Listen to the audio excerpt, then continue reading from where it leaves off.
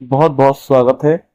आप सभी के लिए बेहतरीन खुशखबरी है कि मध्य प्रदेश कर्मचारी चयन मंडल भोपाल ने वर्ग 3 की भर्ती जारी कर दी है।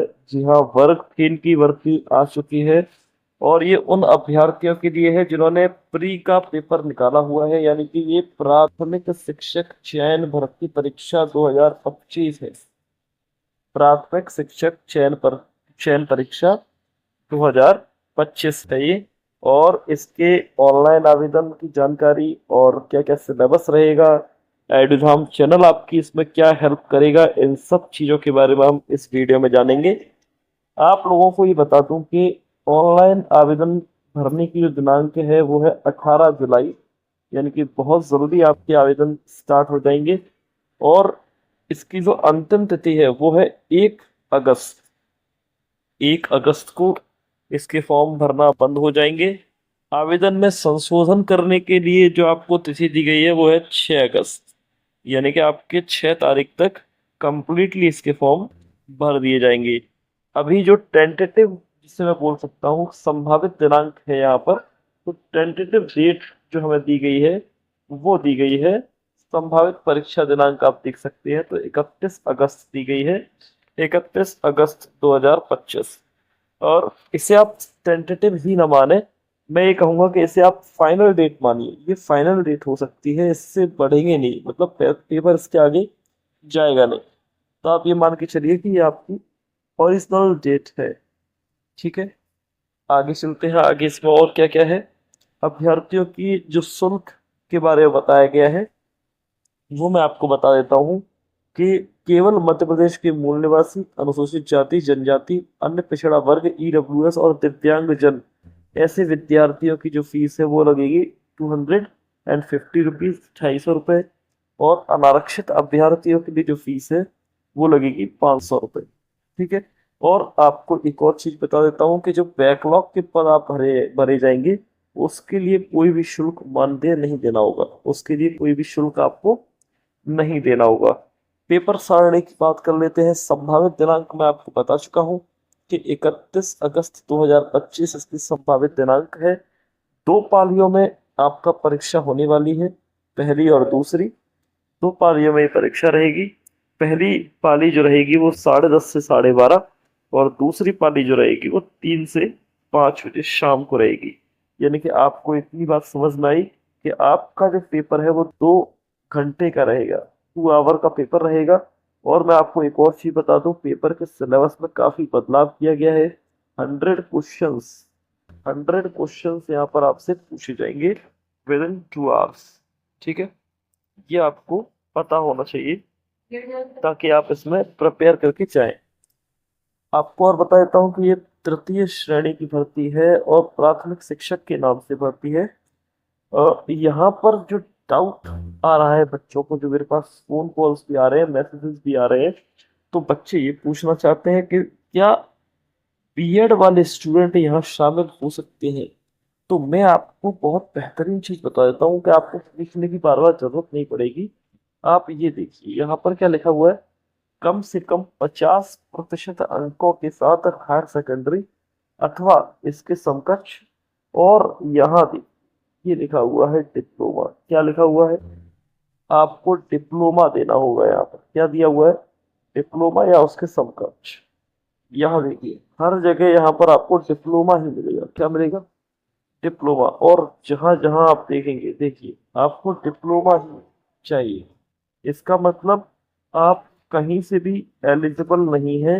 तो मैं आप क्लियर कर देता हूँ कि जो बीएड स्टूडेंट हैं वो कहीं से भी क्लियरली एलिजिबल नहीं है। ठीक है, इसलिए बार बार बिल्कुल पूछने की जरूरत नहीं है कि बीएड स्टूडेंट इसमें फॉर्म भर सकते हैं। मैं आपको बता देता हूँ कि बीएड स्टूडेंट इसमें फॉर्म नहीं भर सकते, नहीं भर सकते। ठीक है, फाइनल।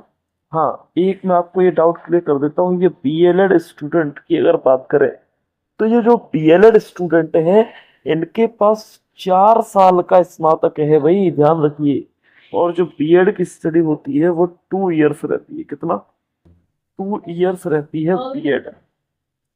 ठीक है। और यहाँ पर देखें तो 4 साल का इन्होंने फिफ्थ क्या रखा है, बीएल, बीएलएड, इसीलिए बीएलएड को तो एलिजिबल कर दिया गया है क्योंकि इनके पास स्नातक है 4 साल का।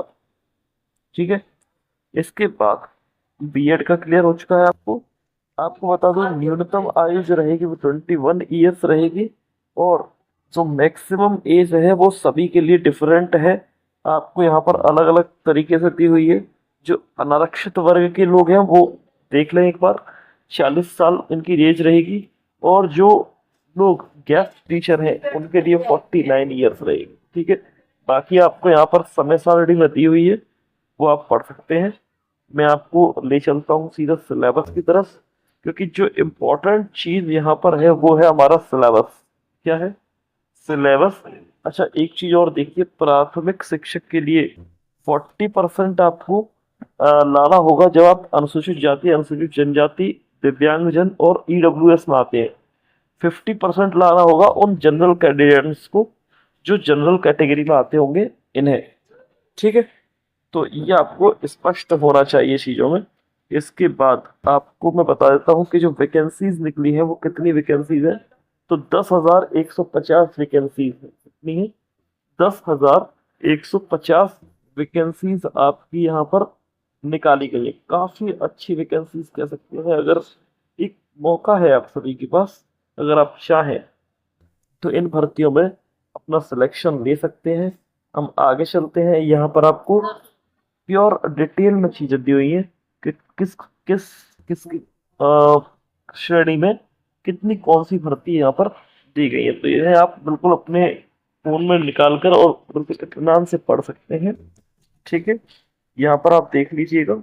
मैं अब सीधा यहाँ पर पद विवरण की बात करता हूँ। तो मैं आपको बता देता हूँ कि 2 तरीके के पद यहाँ पर भरे जा रहे हैं।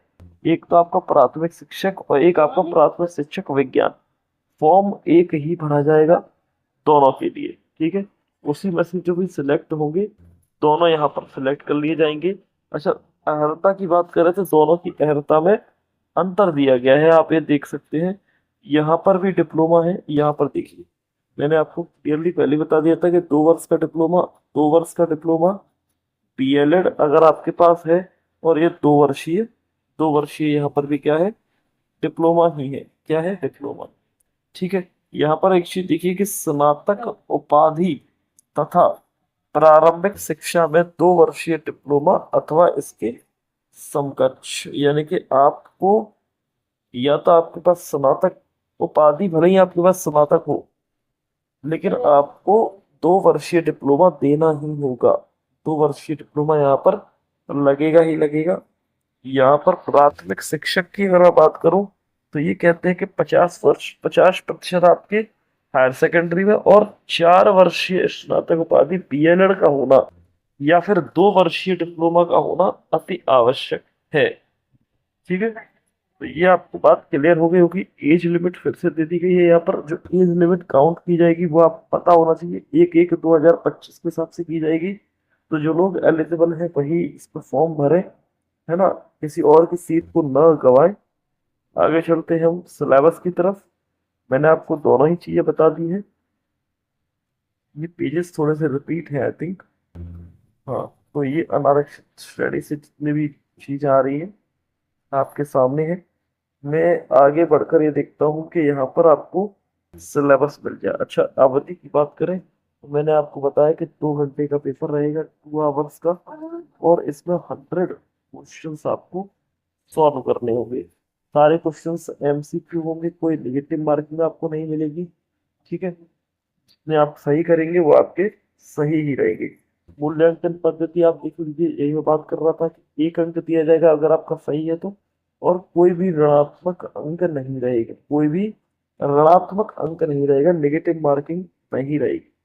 ठीक है, रॉ स्कोर जो आपके कंप्यूटर पर स्क्रीन पर आ जाता है वो क्या कहते हैं? Raw score. और जो प्रोपोर्शनेट होके आता है वो आपकी फाइनल मार्कशीट में आता है। ठीक है, अब हम धीरे धीरे पहुंच रहे हैं अपने सिलेबस की तरफ, तो आगे आप और देखते जाइएगा, बने रहिए हमारे चैनल में। और मैं आपको यहाँ पर सिलेबस के साथ साथ ये भी बताऊंगा कि एडिथॉम चैनल आपकी किस तरह मदद कर सकता है इस पेपर को क्वालिफाई करने के लिए। अच्छा, पैटर्न देख लीजिए। बहुत ही कई बच्चों के लिए बहुत खुशी की बात है कि सीडीपी का पोर्शन जो है वो हटा दिया गया है। क्या कह रहा हूँ मैं, चाइल्ड डेवलपमेंट पेडागोजी का जो पोर्शन है उसे हटा दिया गया है पूरे तरीके से। और यहाँ पर अगर हम बात करें तो हिंदी का सब्जेक्ट डाला गया है, जिसमें आप 15 मार्क्स को देख सकते हैं कि कुल अंक 15 है। ठीक है। दूसरा आप अंग्रेजी को देखिए, यहाँ पर भी आपको 15 ही मिलेंगे। गणित के आपको 20 क्वेश्चंस मिलेंगे। विज्ञान के आपको सबसे ज्यादा 30 क्वेश्चंस मिलेंगे। और सामाजिक विज्ञान की बात करें तो यहाँ भी आपको 20 क्वेश्चन मिलेंगे, यानी कि कुल आपको 100 क्वेश्चन मिलेंगे। और मेरी एक बात को और ध्यान रखिएगा, यहाँ पर बोला गया है सामाजिक विज्ञान, ये वेरी इंपॉर्टेंट आपसे बोला गया है सामाजिक विज्ञान यानी कि एसएस। और ये जो एसएस है वो एनसीईआरटी लेवल की रहेगी। कौन सा? एनसीईआरटी लेवल की रहेगी। मैं आपको बता देता हूँ कि जीके को पढ़ने की गलती बिल्कुल मत करना। जीके बहुत फास्ट है। आपको एसएस पूछा जाएगा।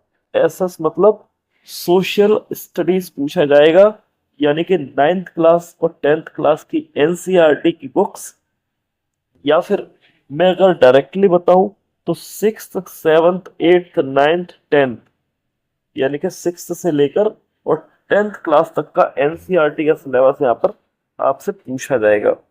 अगर मैं यहाँ पर बात करूं तो यहाँ पर आपको हिंदी का सिलेबस दिया गया है। आप देखिए, पहला चैप्टर अपन गद्यांश, व्याख्या, बोधगम्यता, व्याकरण एवं निष्कर्ष क्षमता आदि। ठीक है। आप यहाँ पर देख सकते हैं कि आपको सिलेबस बिल्कुल डिटेल में दिया गया है। ठीक है। इंग्लिश का भी सिलेबस यहाँ पर दिया गया है। मैं यहाँ पर जिस सिलेबस की बात करने जा रहा हूँ वो बात करूंगा गणित के सिलेबस की। ठीक है। मैं यहाँ पर जो बात करूंगा वो गणित के सिलेबस की बात करूंगा, और लास्ट में मैं आपको एसएस के सिलेबस के बारे में ही बता दूंगा। संख्या पद्धति इसका पहला चैप्टर रहेगा। ठीक है। संख्याओं के बारे में प्लस माइनस, बोर्ड मास रूल, ये सारी चीजें आपको यहाँ पर पढ़नी होंगी। अनुपात समानुपात के बारे में, रेशियो एंड प्रोपोर्शन इंग्लिश में बोलते हैं।